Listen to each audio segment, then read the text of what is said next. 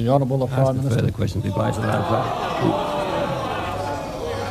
The Honourable Leader of the Opposition. Mr Speaker, I move that so much of the standing and sessional orders be suspended as would prevent notice of motion number 1, private members' business for 3 June 1991, expressing want of confidence in the Prime Minister being called on forthwith. The question is that the motion be agreed to. Is there a seconder for the motion? I second the motion, Mr Speaker. Is that my right? The question is that the motion be agreed to. All those that standing orders be suspended. All those of that opinion please say aye. Those opposed no. I think the ayes have it. The Honourable Leader of the Opposition. Thank you, Mr Speaker. I move that this House... sorry, we've just called the clerk to call the matter on first.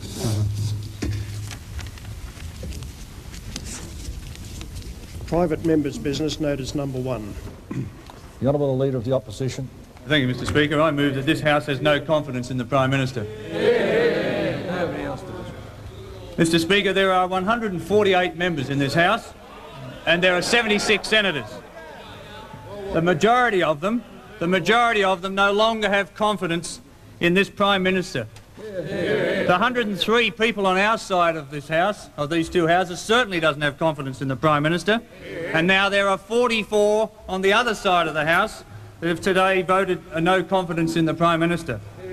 He's lost the confidence of the Parliament, and Mr Speaker, what's worse, he's lost the confidence of the Australian people. They've been lied to, repeatedly lied to, and they've been betrayed by this government.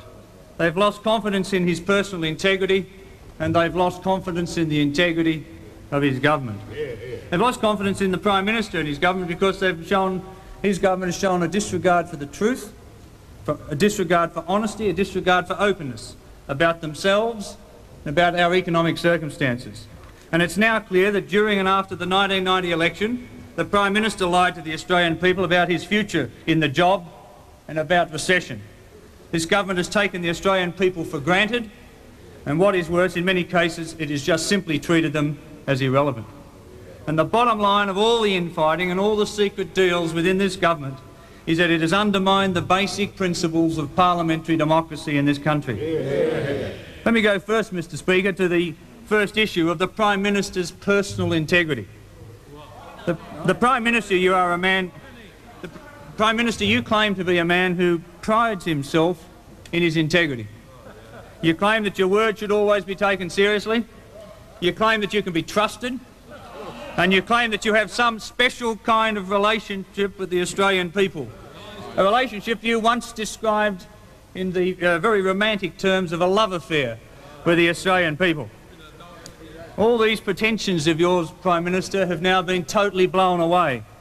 I said last Thursday in this Parliament in a debate about the ad ban and disclosure that this Prime Minister has no principles, no sincerity, and most importantly, he's lost a sense of what is right.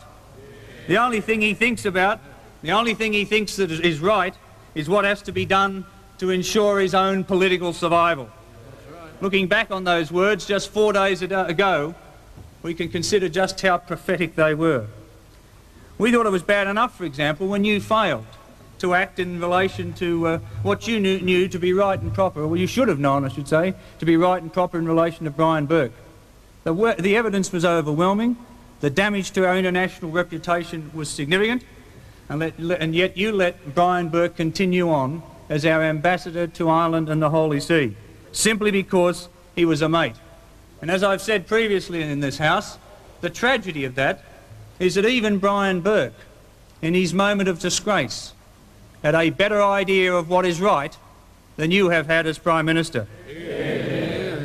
All you ever thought about was what was in your own best interests, what you thought was essential to your own political survival. And currently before this House, this Parliament I should say, there is a bill on the ad ban and disclosure, which again shows just how low you will stoop in order to ensure your political survival, even to the point of sacrificing one of the basic principles of our democratic system, namely the right of free speech, just so that you make our lives difficult going into the next election, just so that you make it difficult for us to get our message across, to advertise, just because you haven't got the capacity anymore as a divided and shambles of a government. You have not got the capacity anymore to raise money in order to fund yourself through the next election campaign. But you don't care. You judge every issue by what's good or what's essential to your personal survival, not what's in the best interests of the people of Australia, and that is why they hold you in contempt. You've betrayed the trust of the people of Australia, because they know, out of this particular incident, how you were prepared to trade the Prime Ministership of this country like a sack of potatoes. They know you did a deal with a former Treasurer. We know that you mortgaged your high office and the future of this country as the essence of that deal. We know that you then went out and knowingly and deliberately perpetrated a fraud on the Australian people at the last election. And then we know that you welched on that deal, as the ex-Treasurer has gone out of his way in recent days to draw to the attention of anybody who'd listen. We know that you proved yourself right through those circumstances in particular as a man who can no longer be trusted. By your own actions and by your own words, you have forfeited the right of respect of the people of Australia. Now let's go back through that appalling and that unforgivable episode, the Kirribilli House conspiracy. It's a classic case of deception. It's a classic case of double dealing. And it shows how deep runs the mistrust and suspicion that underlies this false mateship of the Australian Labor Party. Indeed, Mr. Deputy Speaker, as the Speaker himself recently said, there are no friends in Canberra, just permanent interests among the Labor Party members. Forget all the phony talk in recent months about Labor mateship. When it's put to the test, at times it crumbles, as the last few days have shown when the Prime Minister demonstrated his capacity to welch on a deal. Now, I've said in this Parliament for months that this Labor government is built on deals. It's built on deals with union leaders, it's built on deals with faction leaders, it's built on deals with big business, it's built on deals with extreme greenies, deals with some ethnic groups, deals with Democrats, deals, and more deals. Indeed, I guess they've produced a manual these days in the ALP as to how to do deals and when you should do deals. Everything, in fact, has now been reduced to a deal under this government. If you've got a problem, for example, do a deal. If you've still got a problem, do another deal. If things still don't turn out right for you, well then do a secret deal.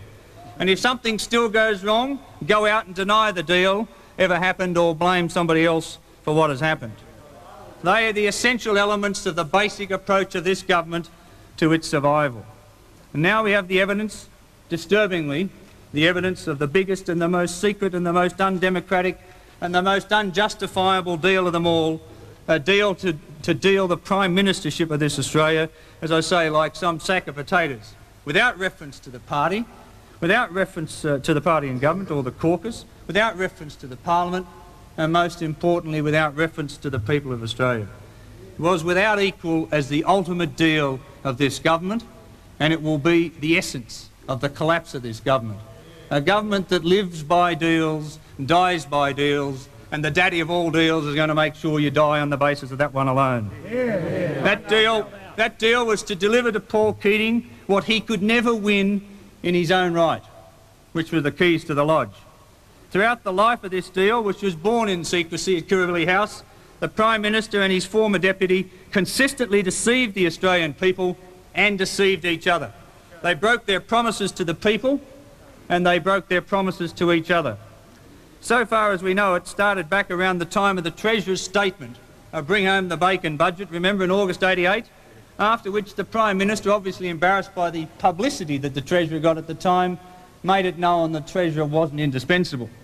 And about that time, of course, Mr Dawkins told the Prime Minister, in a direct frontal attack on the Prime Minister, that it was time to go.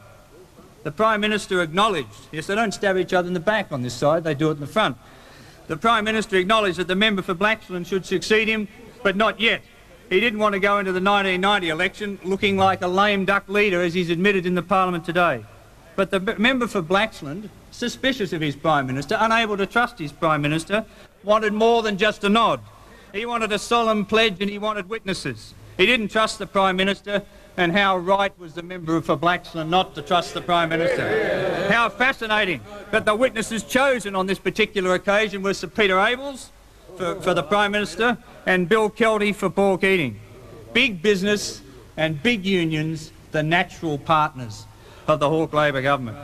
Now just imagine the scene at Kirribilli House with Bob and Paul and Bill and Sir Peter all sitting around there, the champions of the Australian workers, trading the Prime Ministership of this country.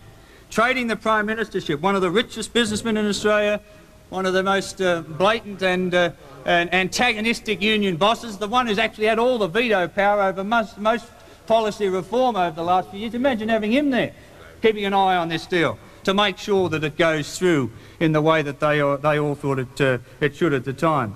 And I'll bet they're impressed down in the pubs of Coburg.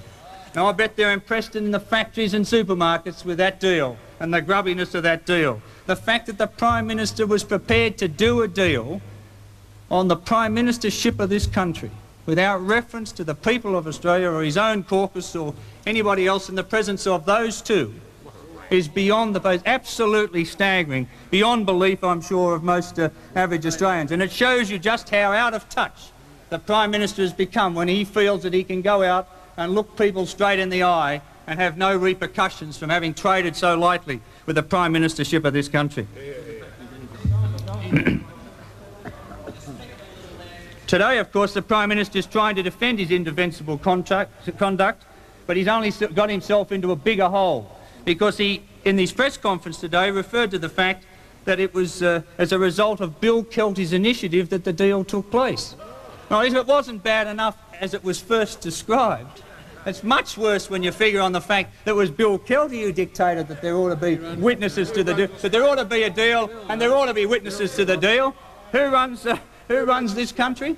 The Prime Minister or Bill Kelty? Just look at all the deals that have been done. Look at all the reform that has been blocked by Bill Kelty. There's an old statement, of course, that if Bob Hawke had really wanted to run the country, he should have stayed as head of the ACTU. And there's no doubt that Bill Kelty has had an unbelievable influence over this government, to the detriment of the government, to the detriment of the Labor Party, and to the detriment of all workers in Australia. So the deal was done and nobody was to know about it. And on no less than 8 occasions after November 1988 until early 1999, the Prime Minister publicly stated that he would serve out his full 3-year term of the next Parliament, all the time knowing that he had promised the Treasurer that he didn't intend to do so. In February 1991, for example, you might remember that Senator Button thought that they had a deal and he said so publicly. Now, what did the Prime Minister say about Senator Button? Despite, and let me be quite clear about this, the gratuitous and incorrect observation of Senator Button, I will serve a full term. Senator Button doesn't know what he's talking about. It's as simple as that. I simply believe that the electorate will believe me. Listen to this. I simply believe that the electorate will believe me rather than some assumptions that a talkative senator has expressed. So much for honesty and openness in government. Then there was, in the election campaign in March of 1990, the deception of the Australian people, it reached its peak in that election campaign. Do you remember that 60 Minutes performance with the two bosom pals were sitting there, the Prime Minister and the ex-Deputy Prime Minister, interviewed by Richard Carlton? And Richard Carlton asks the Prime Minister if he will be Prime Minister for the next 3 years. And he answers, and I quote, "Well, if they elect me on the 24th of March, which I hope they will, then the answer is an unequivocal yes." But if that wasn't enough, he went across and he asked the ex-Deputy Prime Minister, Mr Keating, if he would be happy to sit around for another 3 years playing second fiddle. And Mr Keating said, and I quote, "I am happy." You can just imagine, you've got one of those grins that, you know, "I am happy to be led by the most successful Prime Minister in the post-war years. It is a pleasure for me," he says. It has been a matter of great sense of accomplishment for all of us who have been in this cabinet. We are a very happy ship. He didn't use the word Titanic, but a very happy ship. And I might just say, and this is wonderful, we are a very happy couple. Both of them on television, lying through their teeth to the people of Australia. They perpetrated the worst sort of fraud on the people of Australia. And if Australians had known that by voting for Hawke, they would be getting Keating, then this government would never have been re-elected. And although the Prime Minister showed an acute sensitivity to to the interjection of my colleague, the member for Kooyong today, he is dead right. Bob Hawke would not have been returned in 1990 if the truth had been known about a vote for Hawke actually being a vote for that charming, wonderful, Elanish type, the Treasurer. But what appalls Australians today is not just how the deal over the leadership was done, they are particularly appalled by why it should have been done at all. A Treasurer with a record of failure epitomised by engineering the worst recession in this country in 60 years by the assessment of any Australian should have been fired, not promoted. They cannot understand why that deal should have been done at all. I mean, how insecure was this bloke? How much influence was he subject to by Bill Kelty? That he'd do a deal about something as sacred as that?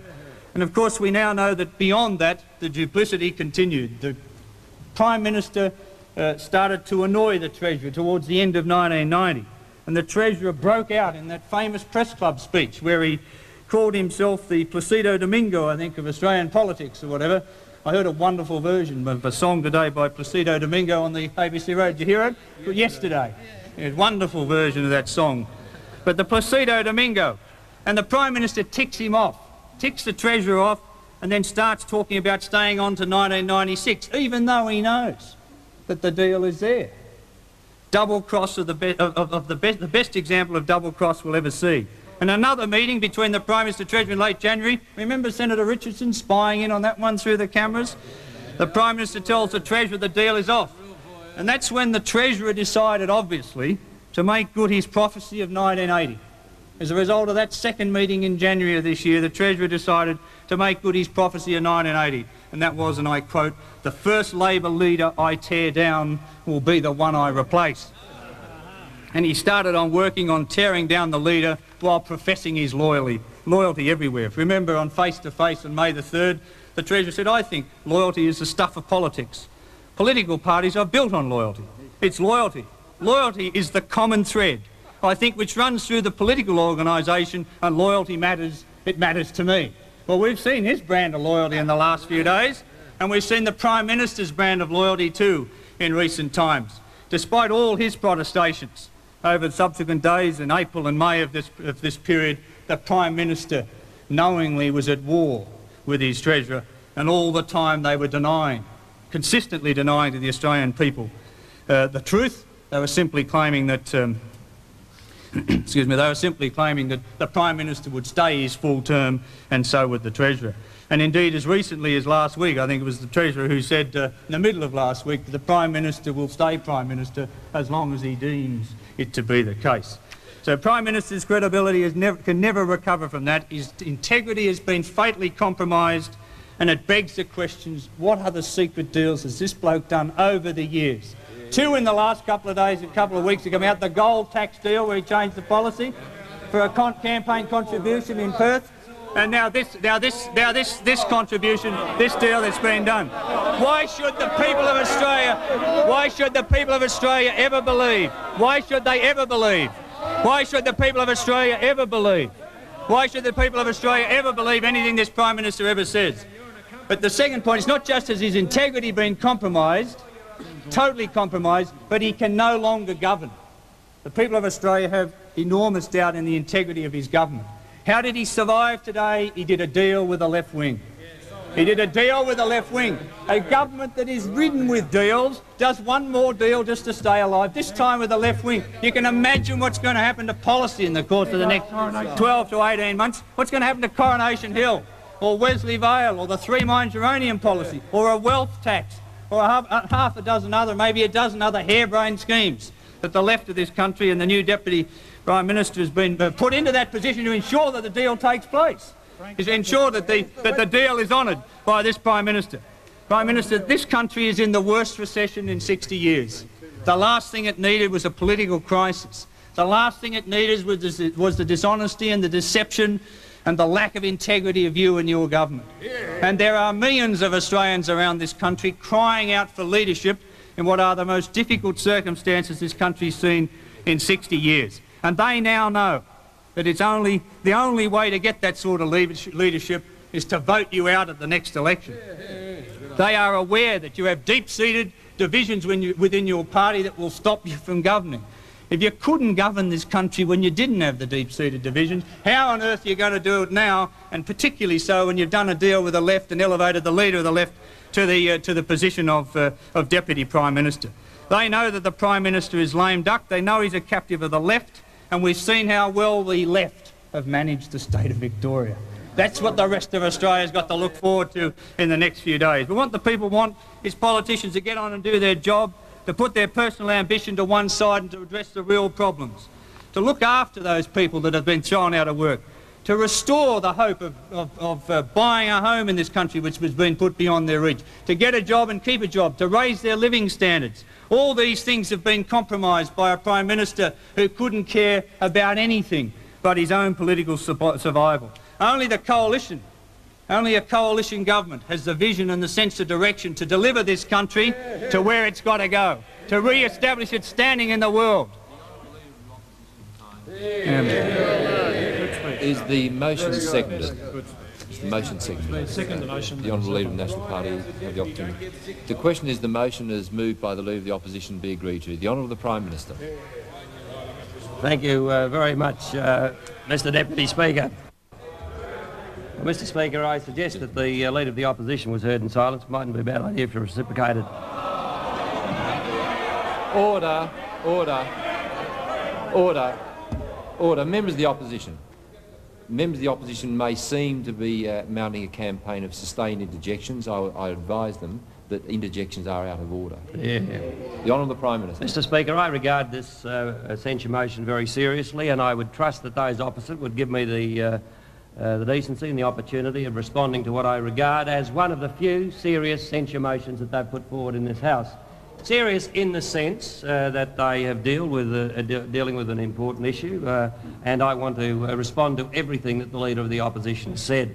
Now, first of all, let me make it clear, Mr Speaker, that of course the fundamental premise of the argument put by the Leader of the Opposition is false, because what he is arguing in his proposition is that I did a deal with a businessman and a trade union leader about who would be the next Prime Minister.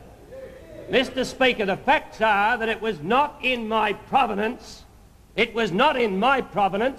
to determine who the next Prime Minister would be. What was in my provenance was to decide whether there would be a vacancy. But there was no capacity within Sir Peter Abels or Bill Kelty to make the decision for the Labor Party as to who would lead them. That would be solely a matter for the Labor caucus. And so the proposition has been falsely put by the Leader of the Opposition because it suits the practice of those opposite to peddle these falsehoods. What was the case, Mr Speaker? What was the case is that I could never make the decision as to who would be the next Prime Minister of this country. All I could do was to make an opportunity for my colleagues in the caucus to make a decision on that matter. Now let me say this, I was motivated in what I did at all points, not Mr Speaker, for my own personal satisfaction. Now, those of you opposite can say that, Mr Speaker, by the time 1990 had come, or if I had in fact retired in 91, I would, by the time of that election, have been Prime Minister for 7 years. Now, Mr Speaker, I regard it as an enormous privilege and honour that's been given to me by the people of this country to be their Prime Minister. And, Mr Speaker, I do not seek further years as Prime Minister for my own personal satisfaction. Now, you opposite can make the noises you like. I know what the fact is, Mr Speaker, that as far as the personal satisfaction and happiness and contentment of Bob Hawke is concerned, he would in fact have a life of considerably greater ease and pleasure, and may I say, honourably attained greater reward by ceasing to be Prime Minister. When I met, Mr Speaker... Order. Yeah, you see, Order. because that is all Order. that drives them, they say go. That's their only criteria, personal satisfaction, reward. Well, Mr Speaker, As I say, I've been in public life for over 30 years. If I'd been motivated by those sort of things, personal satisfaction and personal reward, I would not have pursued the career of politics. But I can say, Mr. Speaker, that what I've been about since the time I left university and went to join the trade union movement and came into this parliament has been solely to serve the people of this country. And Mr. Speaker, let me say this, that the circumstances of 1988 were at one with that position, because I profoundly believe, and you have conceded it in your speech, that only Bob Hawke could have won the 1990 election. That is the very foundation. That is the foundation of your speech. You, the member for Kooyong, says he's been robbed. He's been robbed. Well, my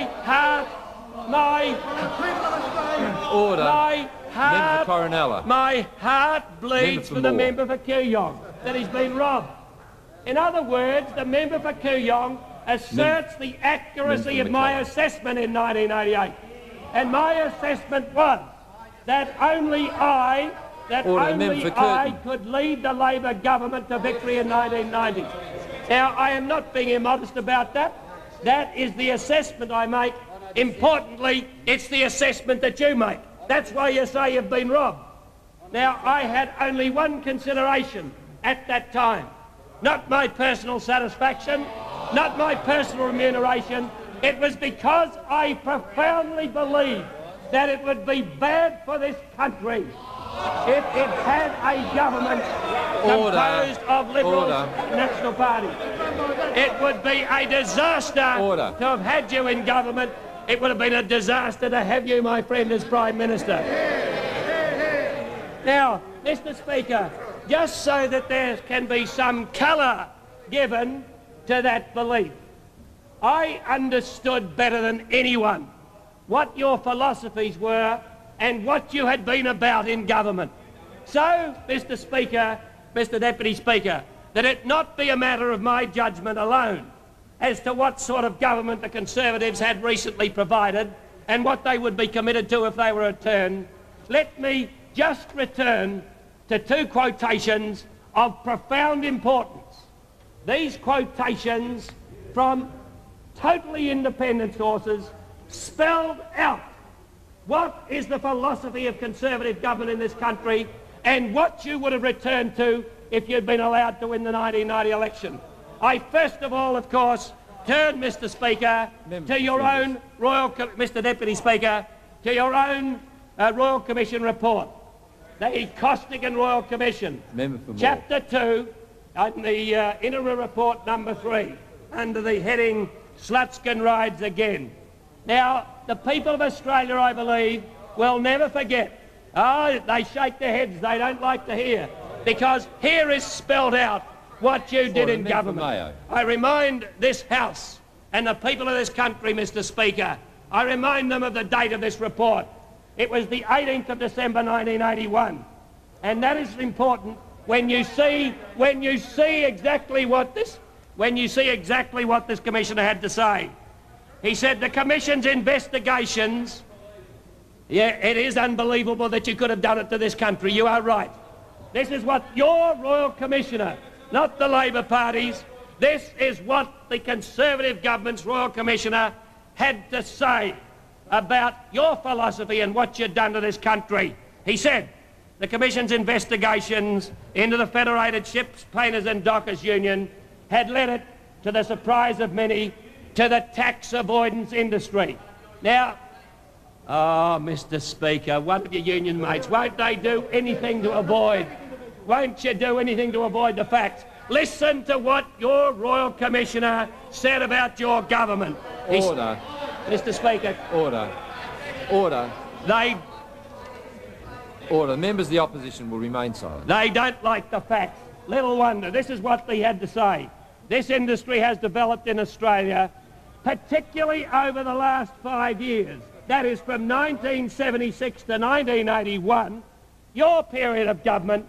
This tax avoidance industry has developed in Australia, particularly over the last 5 years, at a rate far in excess of any other industry. and has brought with it profits comparable only to the heady days of the Victorian gold rush. It has introduced into the community a class of people, almost invariably the highest earners, who pay little or no tax and make no contribution in that way as citizens to their fair share of community costs. In addition, said your Royal Commission, in addition it is made more difficult for government the task of providing for the community as a whole a more equitable and reduced taxation to burden. But next, Mr. Speaker, listen to what Professor Russell Matthews had to say at the same time in 1980. Now, you don't like to hear it. You don't like to hear it. Order. Mr. Speaker, Order. This is what I was concerned about in 1988. This is what I was concerned about in 98. This is what you've done to this country. Let me read to this House, Mr. Speaker, what Professor Russell Matthews had said about this government, this previous government, and their approach. Their approach, he said, Mr. Speaker, despite the emphasis which has been given to vertical equity in the design of the Australian income tax system, the essential problem, said Professor Matthews, is not to make the rich pay higher rates of tax or even pay more tax than the poor. It is to make the rich pay any income tax at all. And he went on. It must be recognised, said Professor Russell Matthews, that a massive tax revolt has already taken place, but it is a revolt of business taxpayers against wage and salary earners, of the rich against the poor. Now, I knew in 1988, because I'd lived through all this, that was your philosophy. You have the one thing you can say about the philosophy of the Conservatives is it's not very complicated. It's very simple and straightforward, and it's this: protect the privileged, protect the rich, impose a greater burden on the poor, the underprivileged, the lower and middle income. And I knew that that's what you'd done in your last period in government, and I knew, Mr. Speaker, on the evidence, that that's what you were committed to do again. And let there be no doubt, Mr. Speaker, what they're about. They want to do the same thing again. And so it not just come out of my mouth, let it also come out of the mouth of the member for O'Connor. Because what we have is a situation, you were building it up in 1988, you were building it up in 1998 for the 1990 election, and you're still going ahead with it now. You want to impose a broad-based consumption tax. You wanted to do it then, and I was going to do everything I possibly could to stop you having that opportunity. The centrepiece of your attack, which would be the most it would be the most disastrous attack on the poor and the underprivileged in this country's history, you would impose an additional $12 billion, Mr. Speaker, an additional $12 billion with your consumption tax.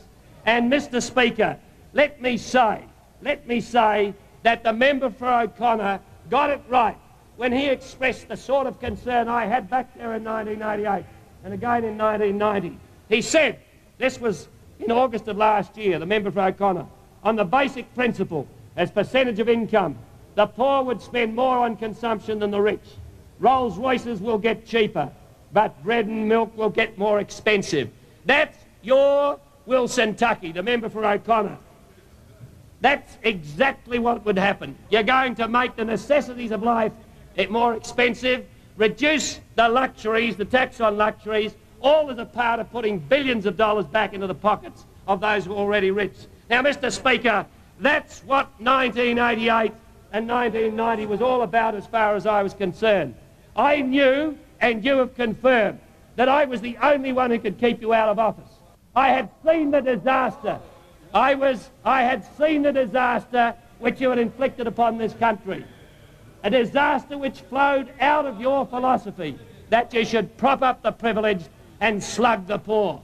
I knew that you were about to do it again in 1990 if you're elected, and I was prepared to do all that I could to stop you once again. Having an opportunity. Now, Mr. Speaker, I regret that in those circumstances that I had to go to the people in 1990 the way I did. But the point is this, that The point is this, Mr. Speaker.